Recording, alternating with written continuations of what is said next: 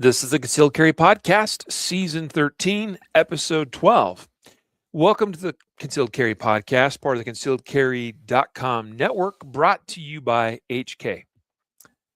Today is Wednesday, March 25th, 2026. As of the recording, this is a live recording of this episode. I am your host, Riley Bowman, joined by Jacob Paulsen. Yep, it's me. I'm here. He's here. He's doing the thing. What's on your shirt? I love this shirt. It's Okay, I see now. I bought it on Amazon. Yeah, it's Amazon. got MP3, file player, whatever thing, MP4, which, those things, that wasn't even like a thing for more than about like 2 years. And then MP5. I'm surprised Amazon let that be I know, sold. right? Anything associated with a carbine is I saw it and I'm like, oh man, buy. It was like $12 too. It was awesome. But yeah, actually, since I'm wearing MP5 on my shirt today, this episode is brought to you by HK. They're not only our title sponsor, but we're specifically mentioning them as a sponsor of this episode today.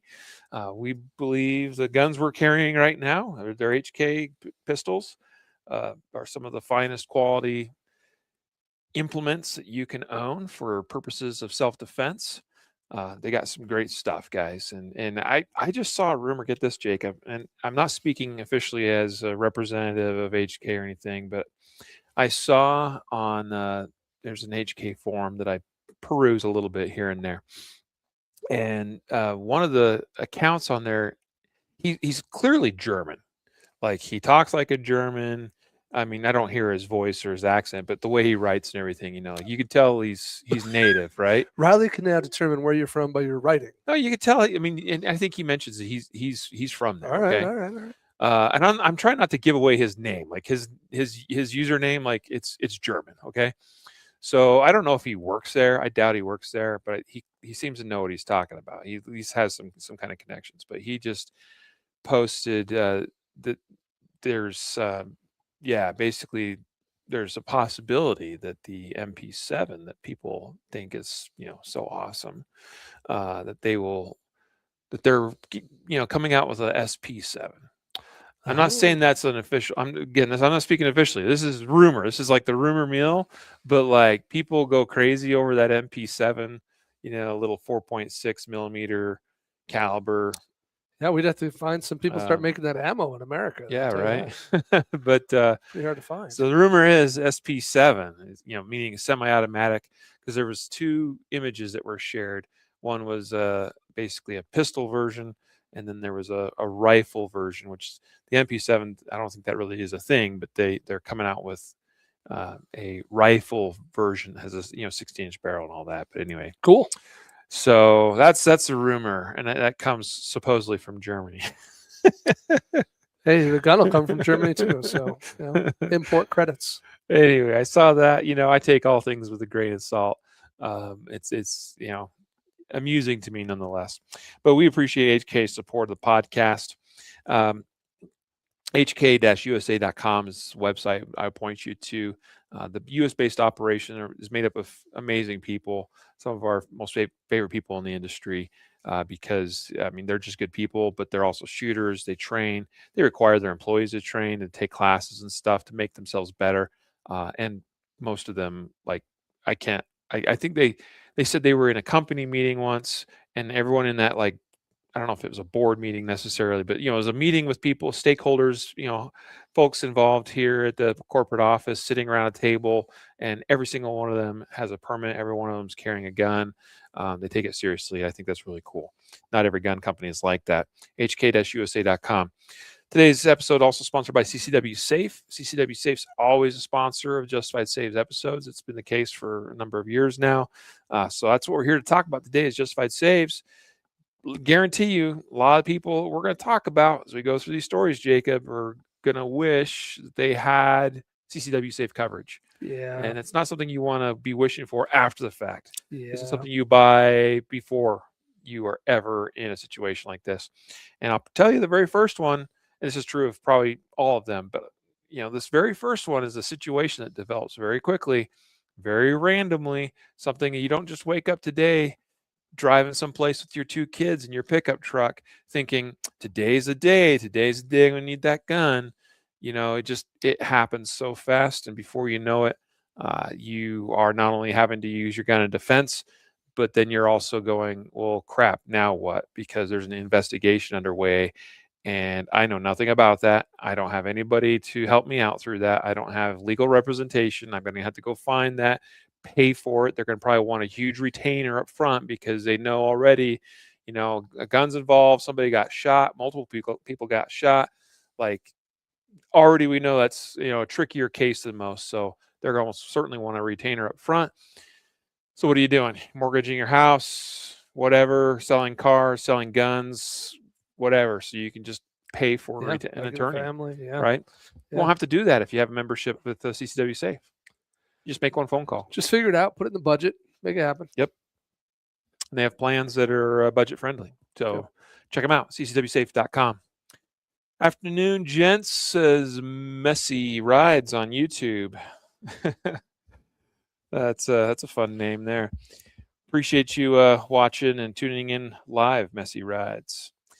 All righty, Jacob, let's jump in our stories, shall we? Yeah.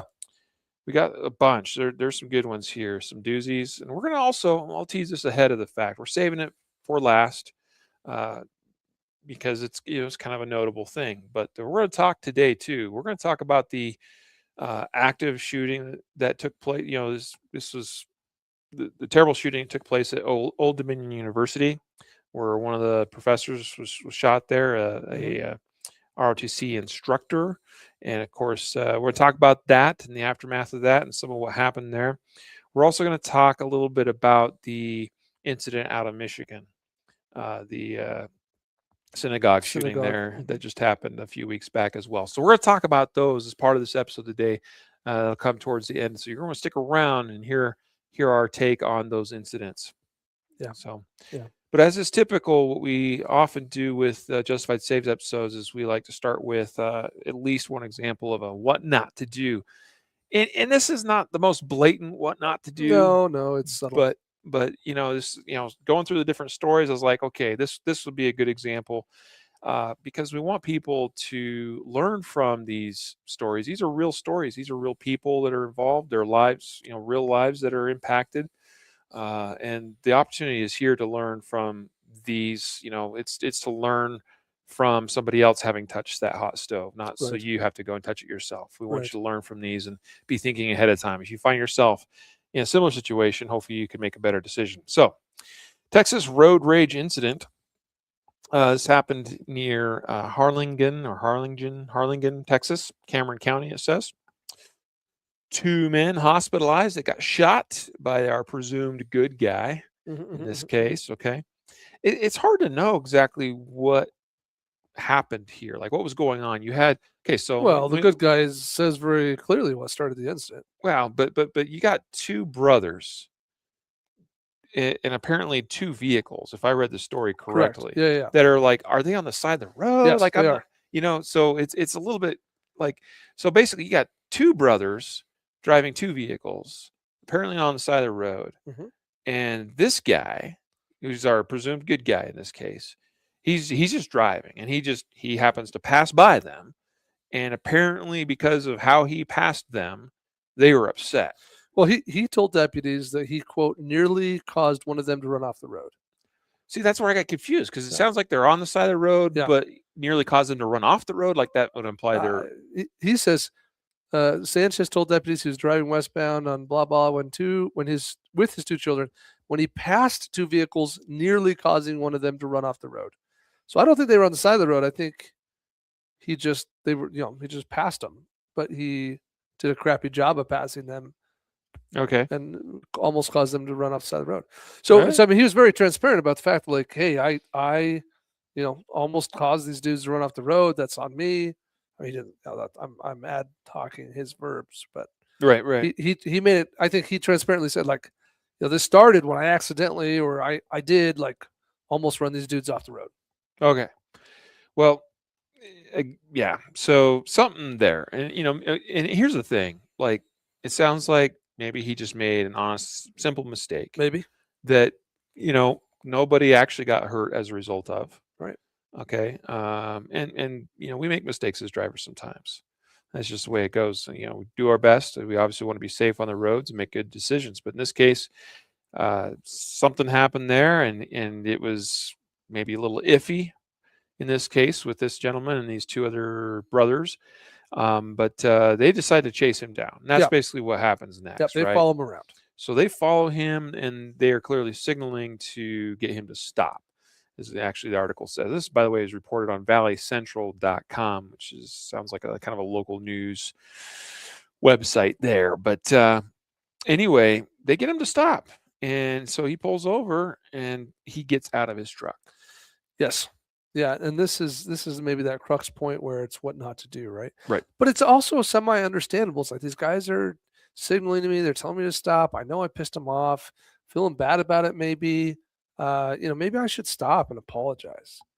Maybe if I just tell these guys, my bad, I'm sorry, Sure. then I can de-escalate this. And so I guess what I'm trying to say is it's easy to in hindsight look at his decision and be like, dude, if you just stayed in your truck, man, like some people would have less holes in them now. Yeah. But in the moment, you can see how any one of us might make that easy to make decision of like, hey, I'm gonna talk to these guys. Yep. I'm gonna see if I can smooth things over. Yeah. Again, yes, it is easy to see how you would maybe make a similar decision like this. Um, and I'm not going to say that there's never a reason to get out of your vehicle, but what you definitely want to be doing is trying to read the situation, read body language, try to ascertain what's going on and what their intentions are before you exit a vehicle. Because as soon as we exit the vehicle, we are removing that protective barrier that, at least for the moment, is protecting us from elements of the outside world.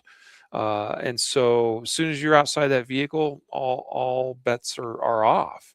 So that's what happens here is they begin assaulting him.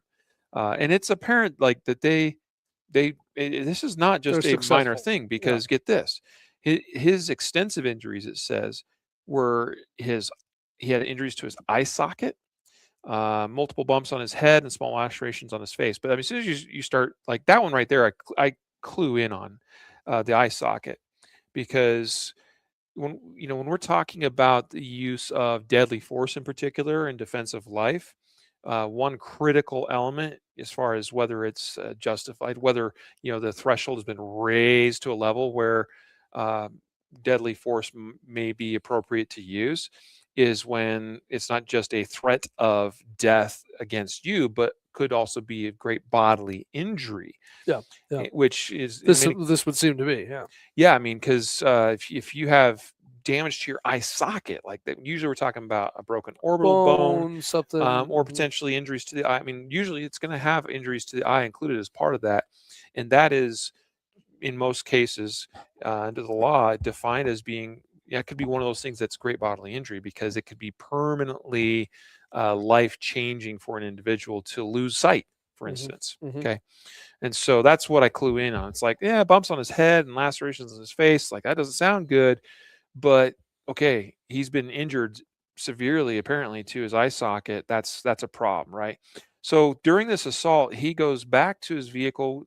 He grabs from the center console a 40 caliber handgun and fires multiple shots. He hits one of the brothers. It says they have gunshot wounds to the forearm and armpit, and the other brother has a gunshot wound to his stomach. So he ends up shooting both of them. And apparently they're both going to be they're in stable fine. condition. Now understand, there's one more element to this story, in it, that this gentleman that does the shooting here, our victim, he has two children, a 9-year-old and a 10-year-old child, with him in his vehicle. Yeah. As this is all taking place. So that's another piece. It's like, okay, now we got to take into account, we're not just talking about me driving myself and whether I get out of a vehicle or not. It's also that I've got not just another adult, but I've got children that are dependent upon me for their safety in the vehicle as well. I got to be mindful of that. I guess I'm thinking a lot about sometimes it's less, what you do and more how you do it. Mhm. And so if you feel compelled to get out of the car, and I don't know any of the circumstances, I don't know the orientation, I don't know where they were pulled over, I don't have video. I mean, we're just making Yep. this up, Yep. and we're from. Well, I shouldn't say we're making it up. We're filling in some gaps that aren't here in the news story. But I think that how I get out of the car, how I position myself relative to these two people. Maybe I initially get out of the car, but then they start like get closing distance and getting close to my personal space. And I'm like, oh, I'm going to get back in the car now.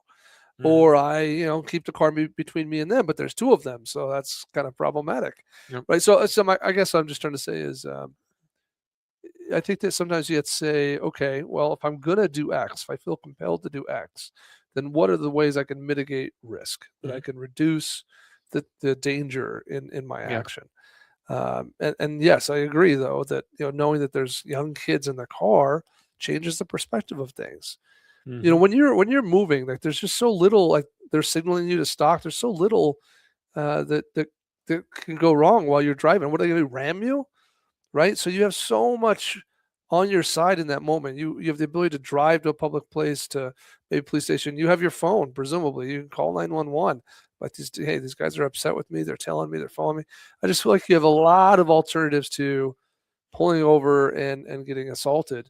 Yeah, that's less than ideal. It's worth mentioning that when it describes him reaching for and getting the gun out of the center console, says while they continued to assault him. Mhm. So he's trying to like Yeah, it's break apparent that free he's basically mid. fought his way back Yes, to yes, where that gun is. yeah, and he's opened a door into a car where there's two kids, and Yep. he's probably all bloodied up. Yep. And none of this is fun and pleasant. So the other lesson here is, man, that gun in that console not doing you a lot of good right now as you're getting Yep. beat up. Right now Yep. we have to go back, like that's the thing, is we have to get back to that. That's less than ideal. Yep. I mean, what if he hadn't been able to? We don't Yeah. know where that's. I mean, in my mind, I see these two brothers as sort of like, that dude almost ran us off the road. Let's go beat his. Like they're just like, we're gonna go prove, show this guy Yep. a lesson. Yep. And we're gonna beat him up real good. So Yeah.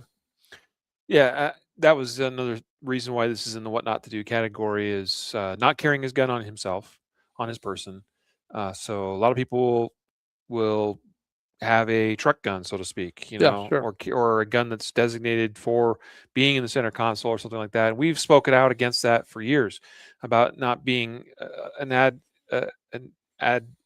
advisable solution for carrying of a gun for a variety of reasons. I mean, one, what's happening with that gun when you're not in the vehicle, and in this case, even for just a few moments, he gets out of the vehicle, his kids are still in the vehicle, there's a gun in Yeah, the vehicle, yeah, right? Like, and I don't care who you are, but you know, especially young kids, and these are young kids, any amount of time, any amount, seconds is too long. Like an unsecured gun that's too much.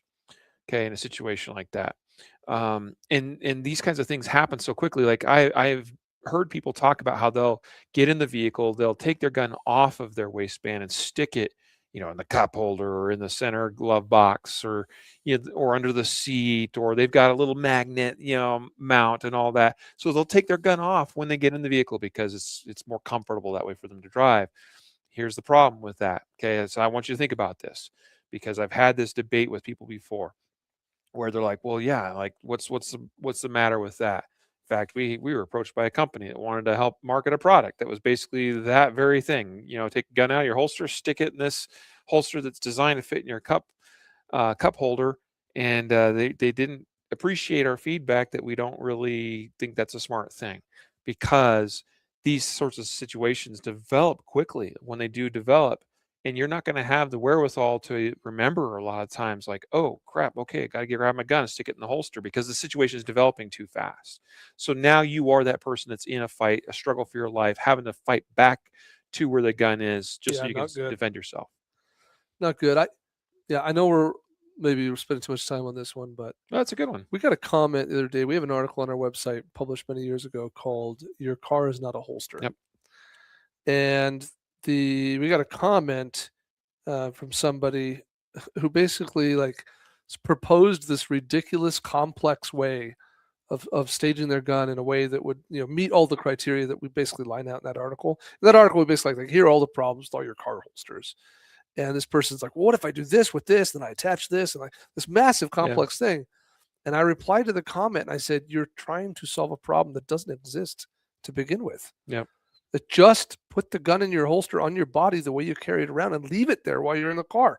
So I think that would be my 2 cents, is that if you really have a carry system that makes it so hard for you to keep the gun on you while you're driving, maybe your holster just sucks. Now, some of you are more. Some of you are more, and the guy in the store, we don't know, but it might be that he doesn't transfer it back and forth because of a comfort issue or something. He just permanently maintains a gun in the console of his car, in which case that's just also horribly irresponsible. You're asking for that gun to be stolen first and foremost, and I can't get there. I'm not there. Yep, I'm right there with you. Well, that was I think a really great way of kicking off this episode. I mean, we did spend some time on that particular story, but there's a lot that's packaged into it, a lot of lessons that can be taken from that, and that's why I wanted to feature that. Move on to an article published on our friend's website, USA Carry. Says here the title is "Homeowner Warned Intruder He Was Armed Before Fatal Shooting During a Break-in Attempt." This happened in Somerset Township, Pennsylvania. So basically what you have here is a man was awakened by loud banging. All right. So he's hearing loud banging on his kitchen window. He gets up and he calls police. He calls dispatch saying, "Hey, someone seems like they're trying to break into my house." Yeah. So it sounded like he actually tried to place the call before what happens next. Yes, identifying. Right. So that's really good. I think that's actually really smart. I mean, because before really taking action, I mean, he's like, "Hey, let's get authorities on their way." I mean, the sooner we can communicate, especially with law enforcement, the sooner they're going to get there, because it's going to be minutes. Clock's ticking. Right. And so getting that clock, going sooner rather than later is important. So he's talking to dispatch, banging's still happening, and eventually this person breaks the kitchen window and they attempt to enter the residence. The homeowner says he warned the individual, the person breaking in, that he was armed.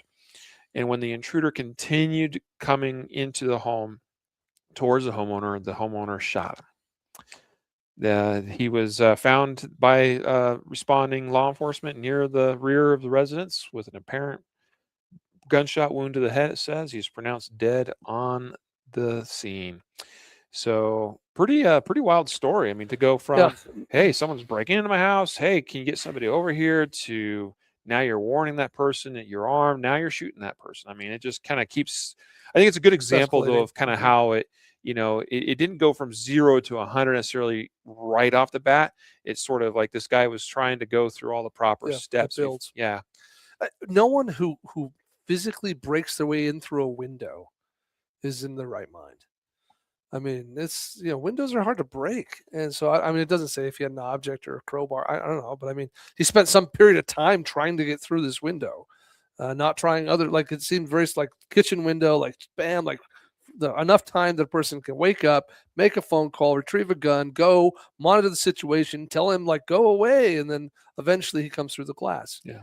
So now where I think that there's some interesting commentary or debate here is that I'm going to make an assumption that I don't know for fact, but I'm assuming that this person was shot while they were in the process of coming through the window, because the body was found with a headshot wound outside. So presuming that, I'm assuming this person did not get shot while they were already in the house and then exit through the window with the headshot wound. Yep. So I'm just assuming that this person's midway through a window, in the process of coming through the window, when they get shot in the head. Mm-hmm. And that's an angle that maybe facilitates or increases the odds of you getting shot in the head too. Yeah.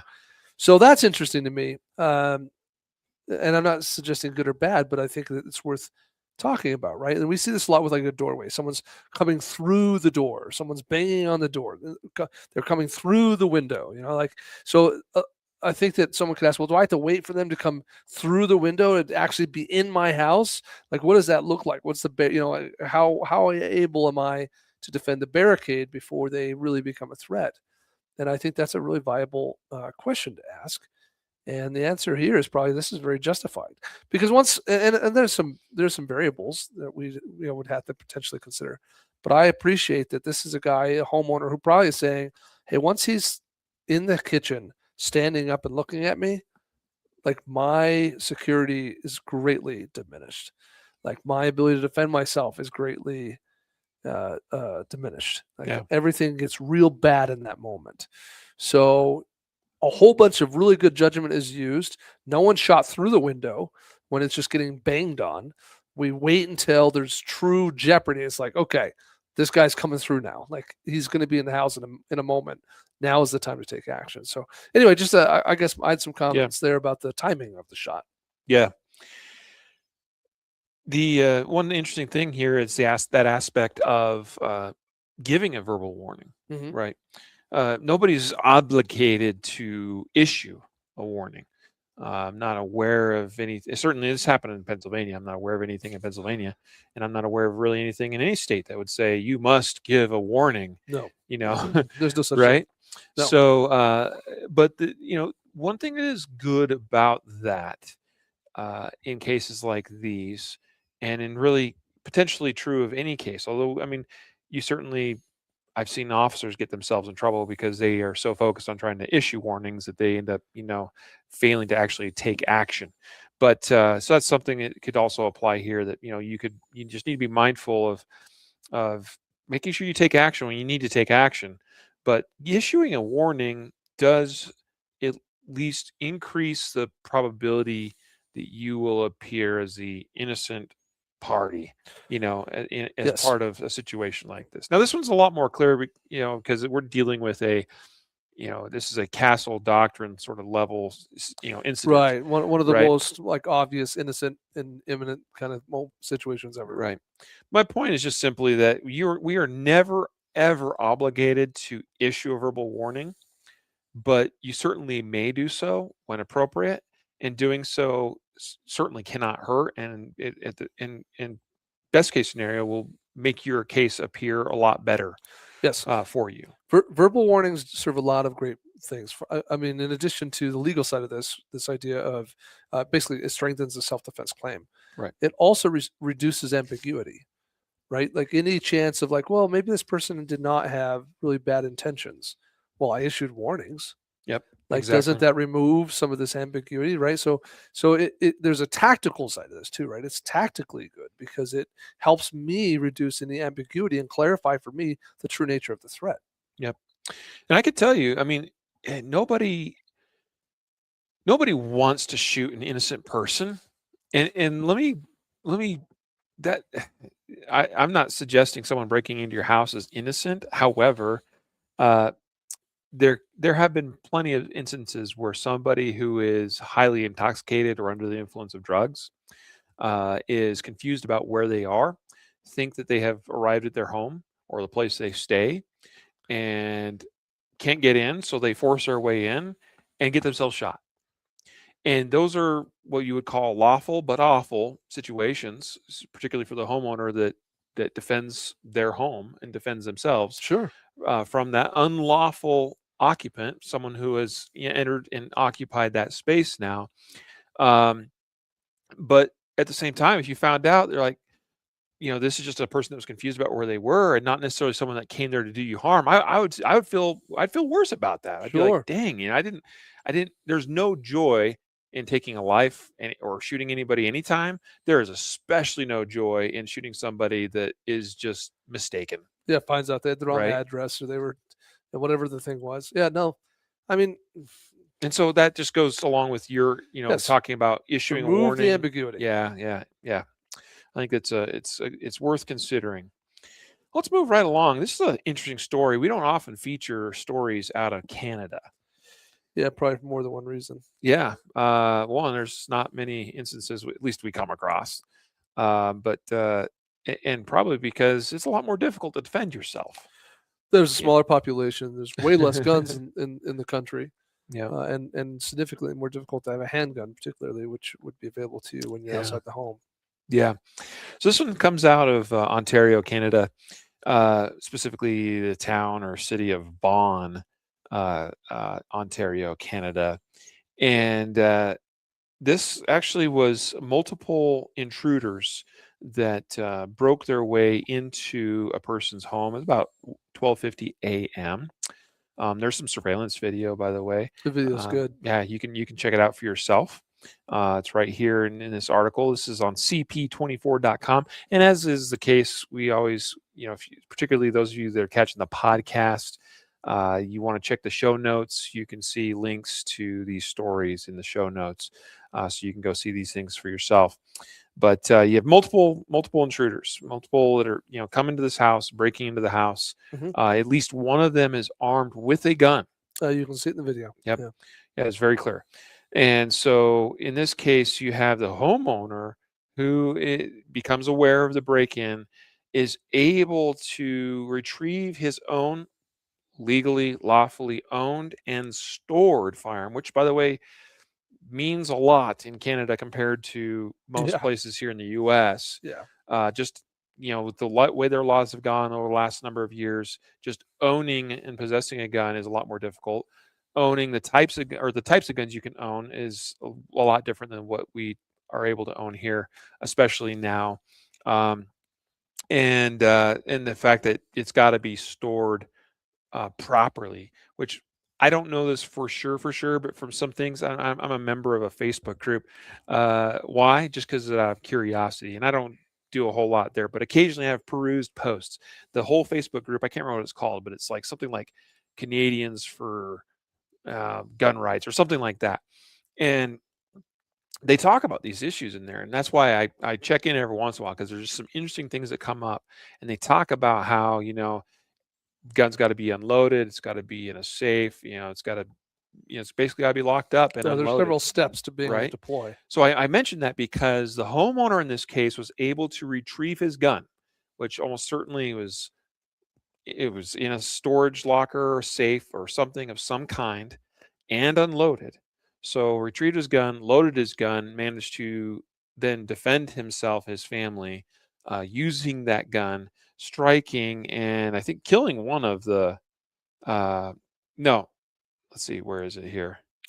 The status of The the. guy got dropped off at a hospital. I don't remember Maybe we his don't. Yeah, status. we have so many stories we're covering today. Yeah. Like the ones that make it and those that don't. But yeah, it just says he was dropped off at a hospital with a gunshot wound. So this guy is able to do all that, and it's unfortunate that he had to go through all those steps just to defend himself, but he was able to defend himself successfully. Something that it doesn't state in the article, but when you watch a surveillance video, I found noteworthy is that these three individuals, what you kind of have is they pull up in a truck in the Yep. front of the house, and one of the bad guys goes to the house and kind of gets his hand on the door, kind of like he's ready to do the break in, and he signals the other two like, yeah, let's do this, like Yep. this is the house kind of thing, and then they show up, and then as they force their way in, they call out police. Oh yeah. Police, Yes. police. And so I thought that was interesting too, right? Like what as a tactic Yep. to try and kind of catch you off guard. And these guys don't look like police, I assure you. Yep. They look like people breaking into your house. But it's not the first time we've seen that either. We've seen news stories like this before Yes. where bad guys try and masquerade as cops in order to gain entry with less resistance. Yep. So, I think maybe what you have here, though, what I appreciate or what could be have helpful for this guy, because the time from these guys going in the house to coming out based on the camera surveillance video is not a significant amount of time. No. So this cat retrieved his gun, got it, loaded up and fired pretty fast. But it could have been he had a heads up warning because he has a Ring doorbell camera. Yep. The surveillance video or Ring type doorbell camera. The surveillance video is from the doorbell cam. And so maybe he's getting Yep. an emotion alert. Someone's on your front porch. Oh, who's that? Oh, what's going on here? I think I'm gonna go grab my gun. I don't know what's up with this. Oh crap, they just broke in. Yep. So anyway, a little bit of a sales pitch there for the value of having some sort of motion-based camera, at the front door. Yeah. Another fascinating thing about this story is the fact that you have Ontario Premier Doug Ford. So Yeah. he's basically the governor, if you will, of Ontario. And he's congratulating the resident, Vaughan, the town or city of Vaughan resident who shot this intruder. He said this, and I think it's great. As for the person who's defending his family, he was a legal gun owner, stored properly. Congratulations. Yeah, I'm glad you shot the guy. Teach the rest of these robbers. These guys, they need to be shot as far as I'm concerned. They're coming through the front door to hurt your family. He's Yeah, not wrong about anything he he goes says on to there. say that he wishes that he'd been Wishes shot they'd more shot times. them more. Yeah, like I wish you'd shot him more times. Yeah. This is a government leader.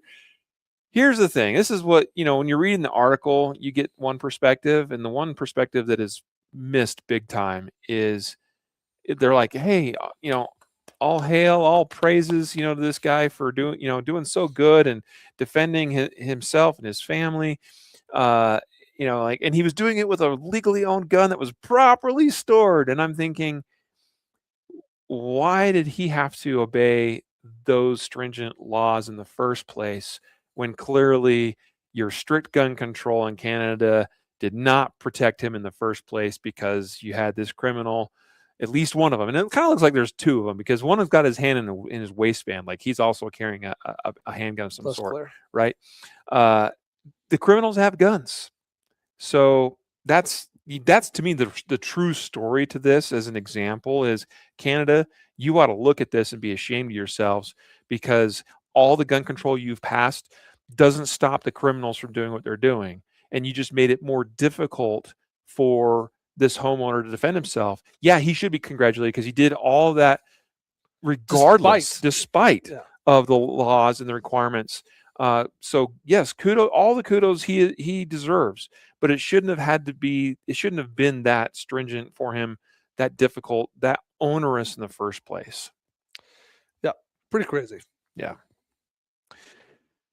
Back to America, where it's a lot easier to defend yourself, and we have no shortage of examples of people needing to do just that. It says Raleigh, but it's being reported out of Memphis. So Raleigh must be like a suburb, or Sure. as far as I know, because it says Memphis police are searching for two suspects. And the news, the website is News Channel 3 in Memphis. Yeah. Yeah. But we got two suspects accused of shooting at a father and son after breaking into their home. It's about 10 or 9:30 at night. Okay. It's kind of interesting. So there's a knock at the door, and the father and son are in the living room, and it says that the father said his son ran into his room after telling him that someone was at the door. So the father's like, hey, someone's at the door, something seems off, something suspicious, whatever. So I wanted to point that out right off the bat. Like, I thought this little detail is nice, that he's like, son, go to your room, get out of here, kind of thing. Yes. Yes. Right. And it's sort of like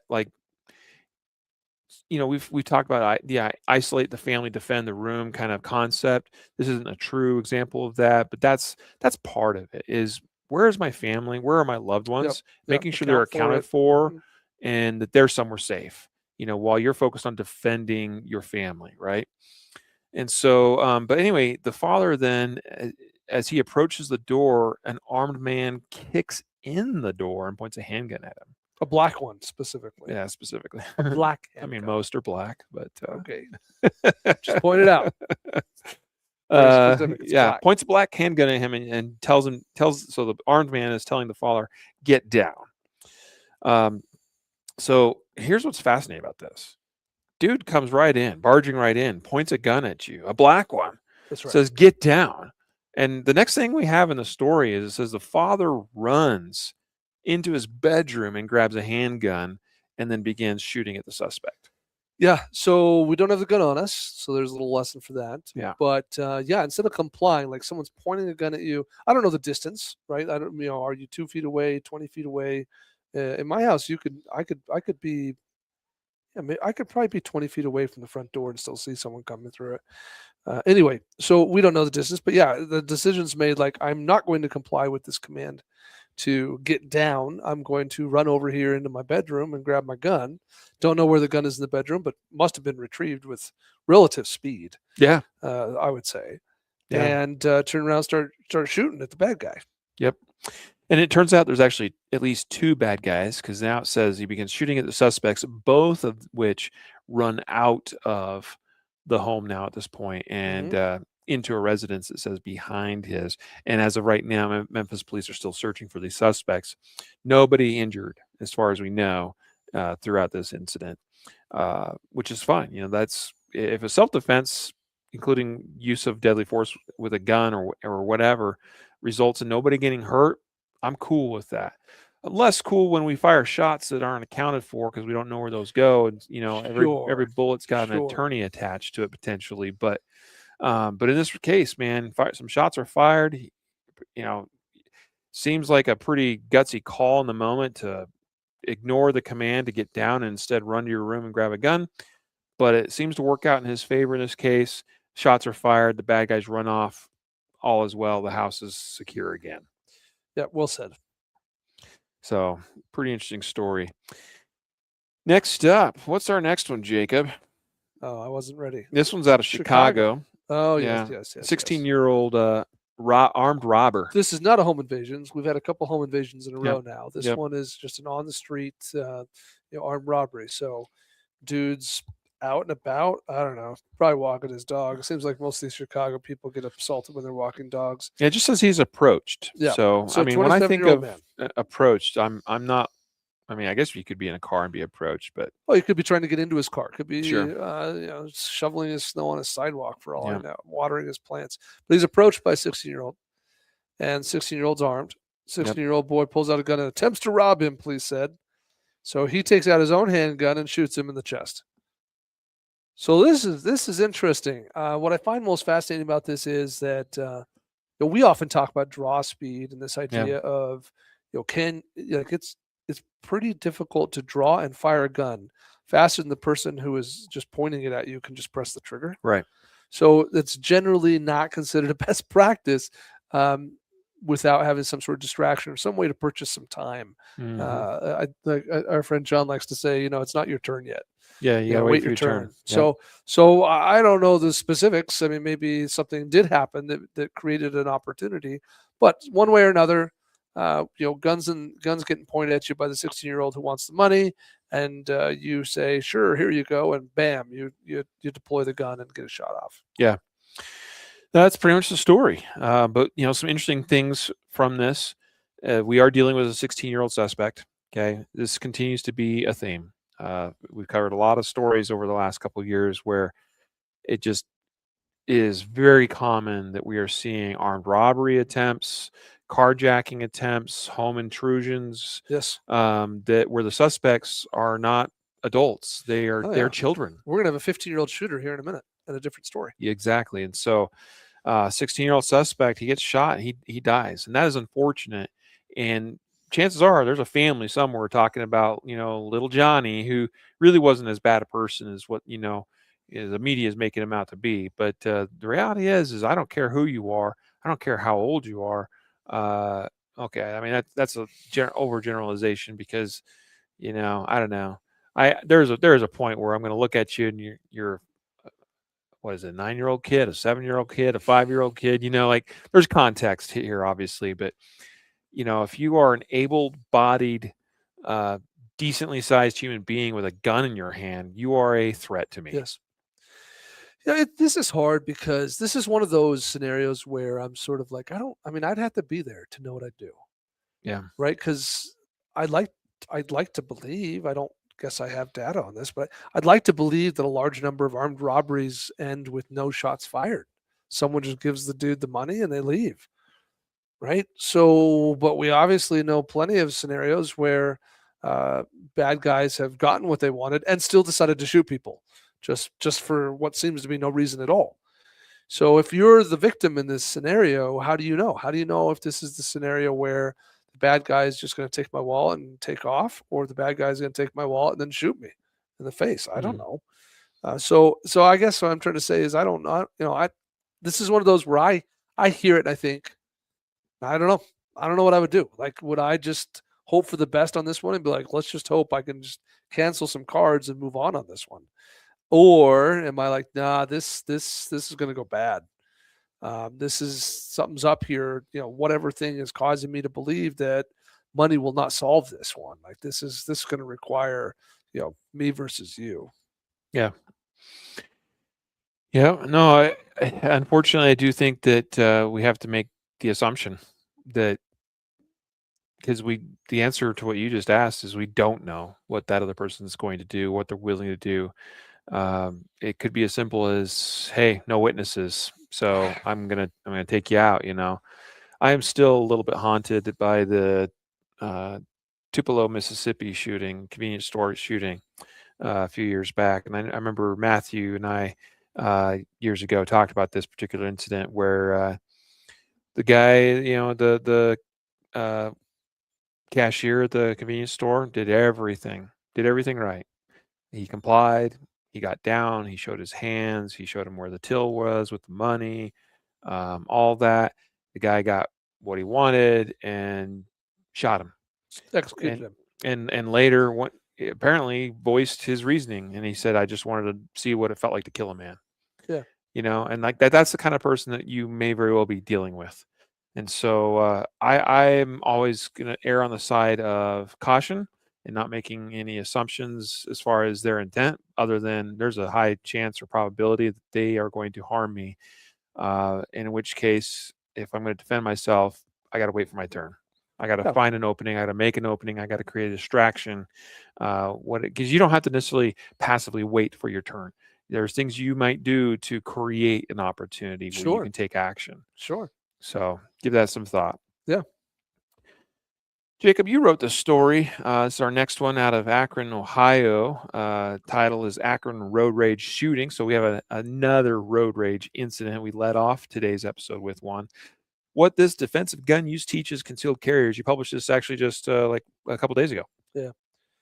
This one's a little bit bizarre, and there's some facts in here that actually don't reconcile really well for me. Yeah. But it is what it is.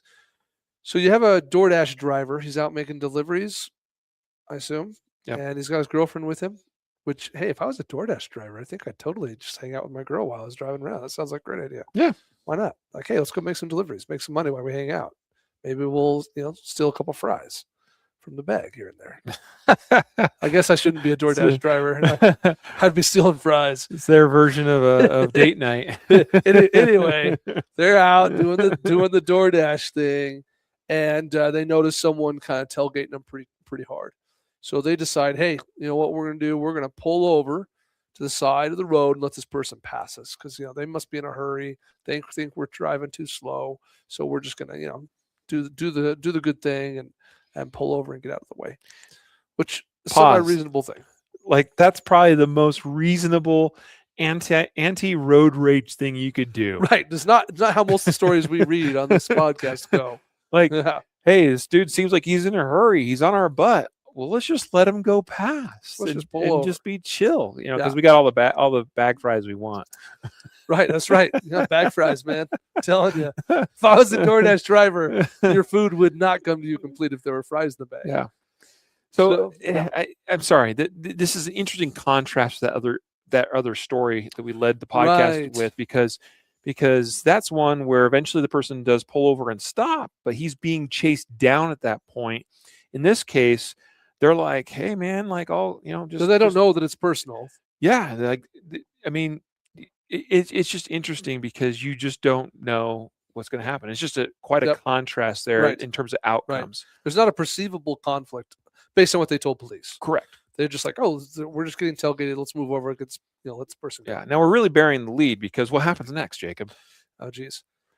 So the people tailgating the DoorDash driver are also a set of brothers. Speaking of brothers, that we've not our first brothers road rage story here, and nor do we know if there's any road rage. I shouldn't have said that, but we have brothers, and they I think age what are they, 17 and 15. Yeah, the 17-year-old is driving, and the 15-year-old's in the passenger seat. And as they pass the now pulled over DoorDash driver and his girlfriend, the 15-year-old in the said passenger seat opens fire on the DoorDash driver and girlfriend. Yeah. As they go by, and the DoorDash driver, with presumably impressive reaction time, decides he's getting shot at and he doesn't like that, so he draws his gun, deploys it, and shoots back. Mm-hmm. Now it's not clear if the bad guy and brother were like stopped when the shooting happens, or if they were like just literally driving on by. We know that the DoorDash driver he took shots in the windshield, incoming fire in his windshield. So that presumes a certain angle of attack. Yep. And then he fired back. Unclear if he shot through the windshield or through a side. Not clear, but he fired back while stationary, not like giving chase and firing back at the bad guys kind of thing. The the DoorDash driver then at that moment decides, okay, like looks like they're gone. Let's get out of here. And they drive to a Circle K, very specifically mentioned in the news story, where they confirm that they're safe, they're okay. Neither DoorDash guy or girlfriend are shot, and they call the cops. About the same time they're calling the cops, however, the 15-year-old shooter calls the cops to tell them his brother's been shot. His 17-year-old getaway driver brother has been shot in the back of the head, and Yep. he ends up dying, and they're in a stolen car, which is the other detail that could be mentioned here. Yep. So you have 17 and 15-year-old brothers steal a car, have a gun, shoot at some random people who kindly got out of the way so they could drive by, and 17-year-old boy takes the shot and dies. Yeah. Rough way to grow up as the 15-year-old who fired the shots. Yeah. Unfortunately, that's the reality of the world that we are in many respects. That these are two juveniles. Yeah. That have clearly stolen a vehicle. They have a gun. And so what we're seeing more and more of is this pattern of just reckless behavior of, hey, let's go steal a car so we can cruise around and do whatever and commit all sorts of crimes, robberies, both of people on the street, carjackings, robbing convenience stores and other places of business. And, of course, that's the whole point of stealing the car in the first place, is so you have that getaway vehicle that can't be traced to you. And all the while, like what other kind of mischief can we cause? It's sort of like it's basically Grand Theft Auto, being played out in real life. That unfortunately a lot of these young kids, and some of them, there's certainly going to be some gang affiliation that is likely to be a part of stuff like this, where it's like, they got to get fully initiated into that gang, and as part of that is they got to prove themselves to that gang through the commission of various acts of crime and violence, including using a gun and shooting people or whatever, right? And so it's sad that there are children that are growing up in a world and in environments where that is the case, but that is the case, and that's exactly what you don't know is going on. Like I because of things like this, I think a lot more about what I do on the road and my interaction with other drivers, because you don't know who is in another car or what they're willing to do. And you don't know what their plan is. I mean, they're just going to fire a couple of shots and then drive off. Yeah. But all you know is there is shattered glass, really loud noises, like, there's debris everywhere. Like there's basically smoke in your face and broken glass in your face. And for all you know, like someone's out of their car and like approaching you at this point, right? So I think hats off to the DoorDash driver. Very quickly deploys a gun and gets some shots off, unaware of what's going on. And as soon as I would presume, I mean, this way I'm seeing it in my mind play out. As soon as he sees that the threat is gone, like, okay, like I fired at those guys, but they've driven off, they're gone, like, boom, like, okay, cool, gun away, and let's get out of here. Let's get off the X. Let's go somewhere safe and call 911. Like everything about our DoorDash driver's actions seems super spot on. The only problem I foresee for him is he's probably not going to be driving DoorDash much longer, since it's against their policy for him to be armed. Mm-hmm. Yeah. Yeah, I think that's a small price to pay, honestly. Oh, but, sure. Find new employment. Yeah.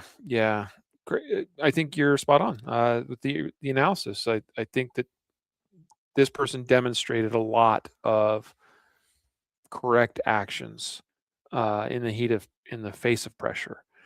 So that was pretty impressive to read about, and I really enjoyed this story. Let's move now to Tulsa, Oklahoma. Sean Six. Got to talk about Sean Six. Man, they want us to talk about Sean Six. Most news stories, like the headline will be something like, elderly man or Mhm. man or Tulsa resident, shot at, kind of thing. Like that is, it's in generic, and then in the news story you get the name. But the headline of this news story is Sean Six deadly shooting investigation details from Tulsa police, Yep. and they mentioned Sean Six like 22 times in the news story. They even linked to like a previous news story about the same crime, the same shooting, and it also talks about Sean Six like right out of the gate. Apparently, this dude is He might be a somebody. local celebrity. I mean, we don't like you're supposed to know who this is. And so for those of you who are in Yep. Tulsa, you should probably send us an email or comment on our page and tell us who the crap Sean Six is, that everyone's supposed to know who he is. Yeah. The story basically goes like this. It sounds like it's a domestic situation, right? Where his boyfriend and girlfriend. Sean's the boyfriend. He's got his girlfriend. They're having some They difficulties. co-inhabit a Yeah, they live together, habitation. and they're having some difficulties. And what's being reported is different than what the family of Sean Six is saying. But what's was officially reported and stated by police is that due to the difficulties between Sean and his girlfriend, he grabs some belongings and moves out of the home, or I don't know if it's a home or apartment or what. Yeah. But he moves out. Okay. Later that day, that night, I think he goes back or actually, no, it says it's early Tuesday morning on the day this happens. So it's in the early morning. But he goes back to the home, apparently to maybe collect some more belongings, or maybe I don't know. We don't know exactly all the motive, but he goes back. And during the time that he is away, the girlfriend has a friend, presumably, is it a male friend? Maybe that's Ooh, unclear, yeah, but she maybe. has a friend Yep. who comes and stays there with her. Um, and, uh, and so, yeah, she's got somebody there with her. Sean apparently is not happy about whatever is happening or taking place. Basically, she has changed the locks, by the way, of the home While he's gone. while he's Yeah. gone. So again, he's moved out, and she's like, "We are done. Locks are changed." So he can't get back into the house. Um, so he tries to break his way into the house.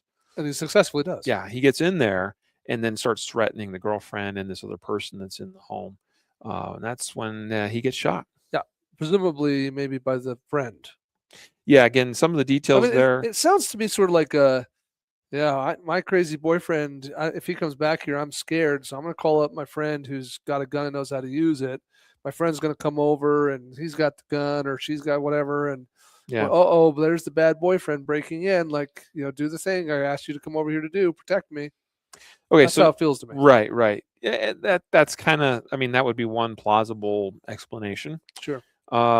Maybe this is a man that she was cheating on her boyfriend with. Sure. I don't know. Yeah, I don't know. Doesn't We don't even know doesn't whose house it is. it doesn't even matter though. Yeah. Those details don't matter, because what you have is, Sean moves out of the house. Girlfriend is staying there. She is now like, that's her Habitation, habitation, dwelling thing. right? Like, he's not welcome there. She's made that apparent by changing locks. So either way, he breaks his way into the house. That is, in most states under the law, unlawful entry. And it does state here, Jacob, that he bypasses the girlfriend and goes back and finds the shooter, who's presumably a man, he's located in the back bedroom, and then that's where Sean gets shot. Yeah. I appreciate this is an interesting phrase from Captain Muhlenberg. I presume captain of the police department. He says, if you boil away the emotional stuff, then we are talking about the actual situation where he kicks in the door, goes after somebody, then he gets shot by that person. And in Oklahoma, like many other states, with castle doctrine type laws, that's pretty clear cut. I mean, that is a home intrusion, an unlawful entry into a home.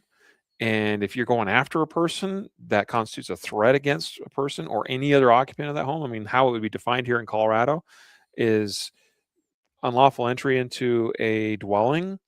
And when a reasonable belief is that unlawful unlawfully entered person might harm anybody in the dwelling, that's basically what has to exist for use of deadly force in defense. Yeah. Yeah. Pretty low So threshold. basically, the captain of police is saying this is a clear-cut case. Yeah. Yeah. Well, I think it talks about investigation still Sure, ongoing. sure, sure. There's some things like they're still still investigating, still gathering facts, but the basic But fact pattern that's looks like that's it's what I justified. hear Yeah. when you read his words. Is like, dude broke in, dude went after somebody, dude gets shot. Yeah. It's like that's how this goes down. Yeah. So poor Sean Six. Again, whoever he is. Whoever Sean Six is. I don't mean to make light of these kinds of things. However, Jacob and I, when we read so many stories, and it is kind of just, it's amusing when you see these different patterns in stories. Yeah, when there's a departure from the norm. And this one just made such a big point to Sean Six, Maybe he's a a local. He's got a cool name. He could be a local celebrity. Maybe he's like an MMA fighter in the town, or Yeah. maybe he's got a band. Yeah, he's a great musician. I don't know. Yep. Oh, I think I just closed. We could Google it, but we didn't. So. Right. I think I just closed the story that we were going to talk about next. Oh, this is the Virginia Clinic. Ah, yes. Oh, this is a doozy. This is an interesting one. This has got a rather unique element that we're not used to saying.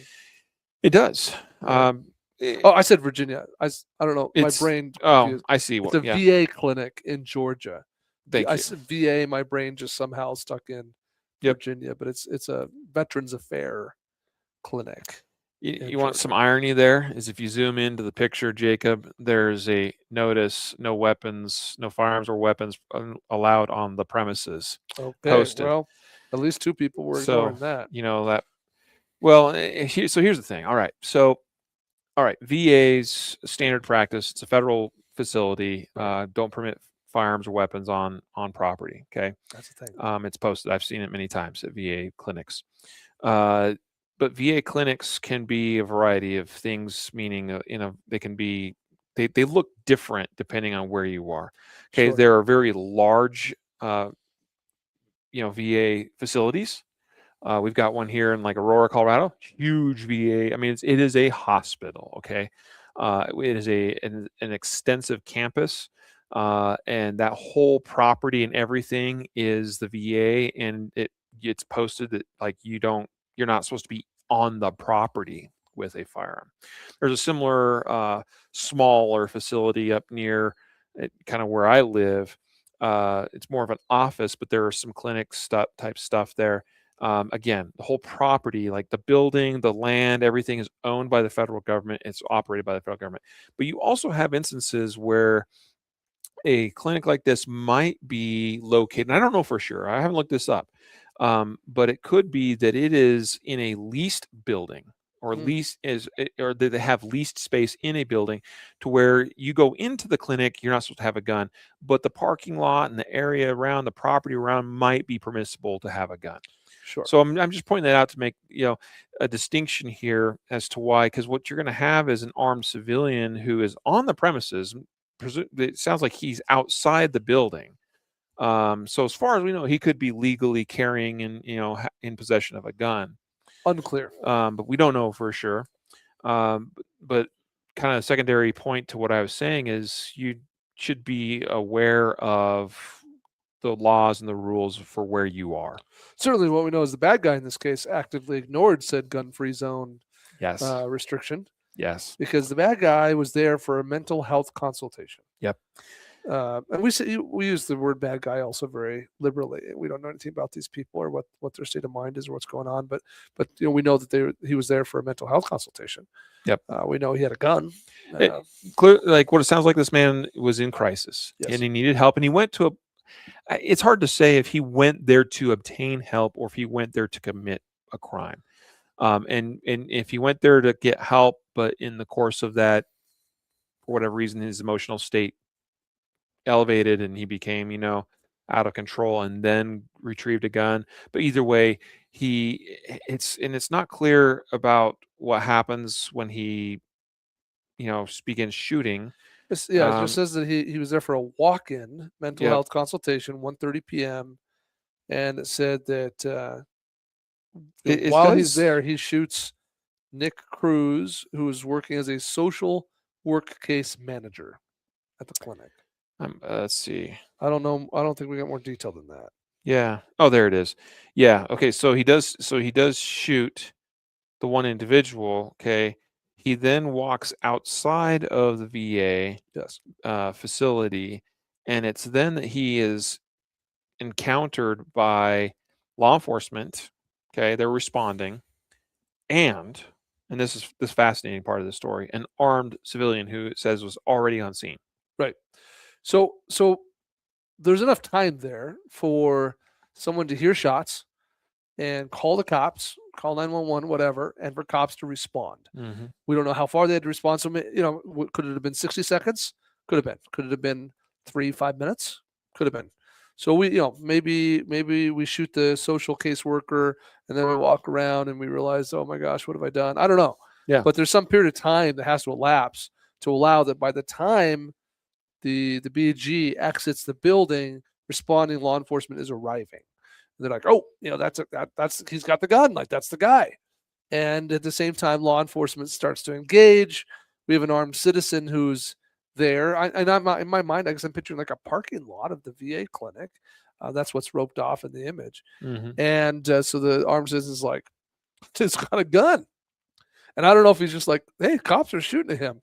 Cool, I'm in, or if he's like, doesn't even realize the cops are there at all, maybe. And he's just like, hey, someone's walking out and they got a gun and they're swinging it around. And I heard gunshots a minute ago. Like, oh, dang, like I better engage here. I don't know, what the perception of the armed citizen is, but what is true to your point is that the cops engage the BG alongside, the bad guy, and the armed citizen does as well alongside the cops. It says there was an exchange of gunfire between the police officers and the armed citizen. I mean, no, okay, not between them, not between them, but with in concert. It's both of those, the cops and this armed citizen that shoot the bad guy. Yes, and he's dead. He's done. Yeah. So this is such a fascinating, story because, how often do we hear from people, and certainly we are very much aware of good guys that get shot by cops. Sure, it happens. I mean, we had something happen in Arvada just a few years ago, right? Which was a case of, mistaken identity as far as like, dude thought that was the bad guy. He shot who he thought was the bad guy. That can happen. It is extremely rare. Pretty isolated incidents. That's perfect description. Isolated incidents. And meanwhile, we have an example here of an armed citizen right alongside with cops. Like, how'd they know who he was? But they apparently, I mean, he's shooting the right direction, I guess. We don't know all the particulars of what they observed and how they made determinations. Yep. But we have more examples of cops not shooting good guys with guns than we do of cops shooting good guys with guns by far. Yeah. And this could go in that category of it worked out. Yeah. Well, we're over an hour, but we got two more important stories to talk about. All right. Okay. First up, Old Dominion University shooting. Okay. This is the ROTC professor and students that are involved. Okay. So what happens is you have Army Lieutenant Colonel Brandon Shaw. He's the victim in this case. Well, of course, all the other ROTC students and cadets that are there are also victims, but he's the one that unfortunately gets shot. He's in the middle of teaching a class in the ROTC program at the school. And that's when the bad guy walks in armed. And it says here that the bad guy asked if it was an ROTC class. He confirms. Yeah. Is this the room I thought I was in? Yeah, which, I mean, it probably was pretty clear. In my experience, ROTC students, especially in a class with an ROTC instructor, they're going to most certainly be in uniform. But anyway, he asks, "Is this ROTC class?" And yep, okay, it is. He shouts Allahu Akbar and opens fire and shoots and kills Lieutenant Colonel Brandon Shaw right there in the class. Immediately, multiple students jump on this man, attack him, subdue him. And by the way, Jacob, this is fascinating to me. I don't know. It's probably because it doesn't feel very politically correct or something, but one of the students pulls out a knife and stabs this guy. Yeah. And this is one of the few sources I could find, like of like a legit source that actually states like student stabbed gunman. And I wanted to highlight that because I get tired of whitewashing these, the language surrounding events like this, especially where something heroic happens. Yeah. And that's basically what I saw happening in the media surrounding this is these students deserve to be held up and praised for their actions because they took heroic actions. And part of that was you had a violent man willing to commit murder who it was obviously, I mean, there was some kind of terroristic component to this, Sure. right? By nature of how he conducted it, that he was targeting, it appears, the ROTC students and or professor, so a military, representative, if you will, and we've learned since then that this man was involved with police in the past for some other situations that, again, he was influenced by foreign terrorist organizations. Okay. But you have these students that did remarkable things, these ROTC cadets that jumped on this man and did what they had to do. And one of those things was, I mean, that's an ugly fight, man. But pulling out your knife and stabbing the guy, like, okay, like there you go.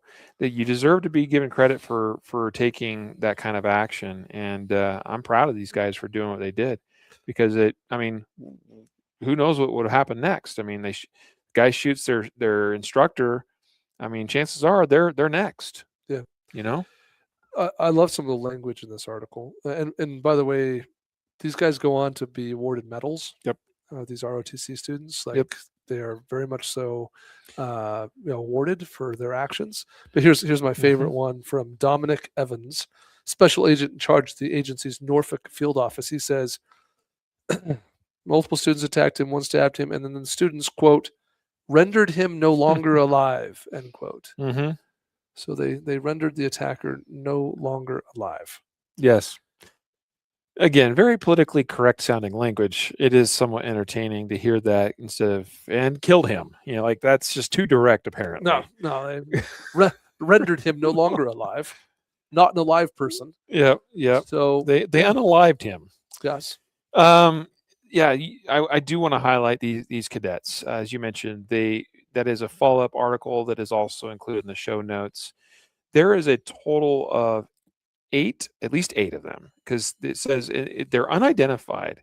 It says, but a Facebook post from the U.S. Army Cadet Command were highlighted their actions, and 8 were awarded meritorious service medals, and 2 were awarded Purple Hearts, which tells you that at least 2 of these cadets were injured in the course of their actions. Yeah, to some degree. Yeah. So remarkable action that you took, gentlemen. If you happen to hear this, I commend you. I thank you. We need more men like you, and women, but we need more men like you in this world, willing to jump up and go to action. The title of this episode, by the way, is "When to Run Toward Danger," when to run toward the threat.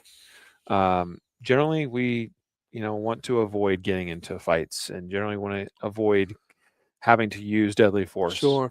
But there is a time and a place where it's like, no, it's go time, and you need to know what those times and places are. Yeah, when someone walks into your classroom and is standing in the only entrance exit of the room and starts shooting people, I suppose that's one of those moments. Yep. And these young men did exactly that. Finally, it brings us to the shooting, which happened on the same day in Michigan, at the Temple Israel synagogue. This, of course, got a lot of attention. Hit the media cycle pretty hard and heavy at the time. Is a very unfortunate event. The one fortunate thing is that nobody in that synagogue was actually killed. I don't know. Yeah, It's true blessing. Still a little unclear to me if there was anybody that was injured, or if there's a number associated with that, but nobody was killed, which is just remarkable. And I use this article, this link, Jacob, because it really shows the level of devastation that occurred. Because it's hard to kind of picture it. You hear the stories and the reports, and you're like, okay, so it doesn't sound like on the one hand, it's like it sounds like a big deal. On the other hand, it's like maybe it wasn't that big of a deal, you know. But this building is destroyed Oh, it's done. internally, right? Yeah. Like it is. Fire be bad. Yeah, I mean it is bad. So the attacker in this case used his vehicle, a very similar tactic, I might add, to the terrible attack and shooting that happened at a Church of Jesus Christ of Latter-day Saints building last fall, where that one obviously went pretty poorly as far as the number of 4 people killed and a bunch of people severely injured, and that entire building destroyed and burnt to the ground because that man rammed the building with his truck. It was loaded with fuel and other accelerants and proceeded to shoot people and start everything on fire. Okay. This was a similar tactic. This man drove his vehicle uh, into the building, down the hallway. It looks like a copycat game. Yeah, for sure. Yeah, right. And this happened less than an hour, I think, away from where that attack against an LDS church occurred. Um, drove right down the hallway, started everything on fire. He proceeded to open fire with a gun. And here's what I appreciate about this incident is that Temple Israel synagogue security personnel, they opened up fire on him. Yeah. Yeah. It says, okay, so the, it's interesting. It says they exchanged gunfire. Yeah. But I perceive from everything I've consumed that he never got out of the truck. Well, yeah. It says, so he drives I in. don't know if we know. I mean, Yeah. I mean, if he did, he got back in Yeah. because the incident ends when this dude realizes his own truck is on fire. He can't really he's in a gunfight and he takes his own life. Yeah. He shoots himself. Yeah. So that's how it ends. But Yeah. it's kind of intense, kind of wild. So Yep. how I perceive the facts as or the narrative as I have with the facts that I have is that he drives in, through the door into the hallway, fires ablazing, decides, hey, time for me to go shoot the people.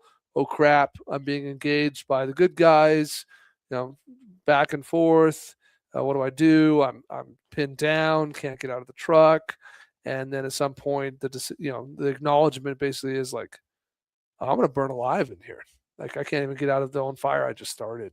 So take my life. That's how I perceive the narrative of this. Yeah. Hard to know for sure, but regardless, the folks there at the synagogue are also heroes. Yeah. Because Lives one, saved. you had several of these security personnel on site that did engage him with gunfire, that made it clear that they were not going to go down without a fight. And the other heroes are the fact that they got everybody out of that building in one piece. All the children, there's like 140 kids, I think, in this building. All those children, they got out. Yeah. The teachers, the staff, everybody there got out of that building. The only person that perished was the man that launched the attack in the first place. A horrible attack that again also seems to have. It's quite clear actually in this case it was not just politically, but it's a hate crime. But it was a hate crime committed against. That he was targeting Jews there in the synagogue specifically. So anyway, I want to recognize those that were there that committed heroic actions, incredibly heroic actions to stop, minimize this attack, lead to that man committing suicide, and then proceed to get everybody out of the building alive. Yeah, no, well, preparedness paid off in this case. Yeah, good work. Yep. Yeah. So, man, the other big takeaway from all this, Jacob, today is I'm just thinking more and more all the time about the world that we're in. You could say evolving tactics. It's not necessarily like we've seen people use vehicles, as a tool, as part of an attack. I mean, you even had that incident, Mardi Gras or whatever, where the guy drove his pickup down the street, and took out a bunch of people. So like vehicles being used as weapons is nothing new. It's been done for a long time. But we've seen a couple of attacks pretty close, together chronologically, specifically against houses of worship, Yes. where the tactic seems to be driving vehicles into the building and commencing an attack. Yeah, I think So that two in a row, so to speak, yeah, leads to a world where those who have responsibility to be prepared for these types of yeah. incidents might want to consider what that looks like in their training and in their tactics and in their physical security as well. Henry commenting on Facebook, definitely have to have that switched on mentality, and yeah, that's exactly what I'm saying. That I've been switched on a lot more as of late. So it's something that we all ought to be doing and being prepared and have a plan in place for any situation you might find yourself in. We've actually Yeah. talked about a lot of different things that are great examples where we can use those to help create better plans for ourselves. Well said. Yeah. Well, it's time to wrap up. Today's episode, again, brought to you by CCW Safe. You want to have good, high quality self-defense legal coverage is going to stand by you and back you up. Yeah, you want to have that. Choose CCW Safe like we choose. CCWSafe.com is the place to go and get signed up. Just a reminder that Guardian Nation members, so that's our membership program, to still have access to a pretty decent discount of CCW Safe membership as well. So if you're a Guardian Nation member, you log into the dashboard and you can find the details there to get that discount. And of course, take advantage of all the other things that Guardian Nation members have access to. And if you're not a Guardian Nation member, Make that happen. yeah, do it. Join today. And then also HK USA is our other sponsor of today's episode, hk-usa.com. So we want to have good tools that we rely upon. We want to have the legal coverage of CCW Safe, and we want to have solid plans and make good decisions in high stress environments. Yeah. I'm a guy who doesn't mind saving some money sometimes, making an economic choice. But there are other circumstances where it just makes sense to have the best, and that's where CCW Safe and HK can come into play. 100%. So we'll leave you go with that today. I hope that these stories were helpful for all of you listening or watching or joining in. Thank you for being a part of this episode and being a part of the podcast. If you liked what you heard today, please feel free to let us know. Or if you have any questions or feedback for us, you can contact us at support@concealedcarry.com. We appreciate your likes, your comments, your subscription, your following along the podcast, whether it's on Spotify or Apple Podcasts or Google Play or whatever. That we really appreciate that. And we appreciate those of you that share this content with others that need to hear it as well, which we'd like to think is everybody. Everybody should know this stuff. Yeah. So until next time, a reminder to train right, train often, and train safe so you can fight hard, fight fast, and fight true. Take care.